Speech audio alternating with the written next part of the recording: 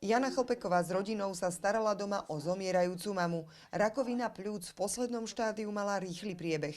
Bola v domácom prostredí, pretože to si prijala, nič iné nechcela. Tak sme sa vlastne dostali k svätej Luize, ktorá nám takýmto spôsobom pomohla, pretože bez toho kyslíkového prístroja by sme to nezvládli určite. Kyslíkový prístroj im obratom zapožičal mobilný hospic. Máme 13 tých kyslíkových koncentrátorov, sú veľmi žiadané.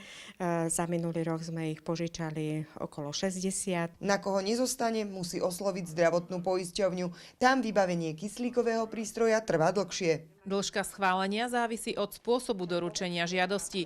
Ak je doručená elektronicky, vybavíme ju do 5 pracovných dní. Ak je doručená papierovo, vybavíme ju do 10 pracovných dní.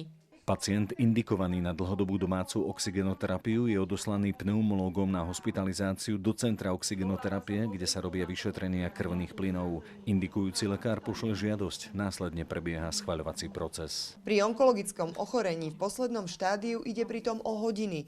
Podobne to bolo aj u mamy Jany Chlpekovej. Doma žila už len 2 týždne. Už nevedela ani sedieť, už len ležala a v podstate tam nejakým spôsobom povedali, že sú tam nejaké možnosti. Je to dlhé vybavovanie a nemali sme na to ani energiu, ani čas. Museli sme rýchlo konať. Niekedy to je potrebné zo dňa na deň, lebo stáva sa aj to, že pýtajú a nemáme momentálne. Preto sa hospic zapojil do projektu Trenčianskeho samosprávneho kraja.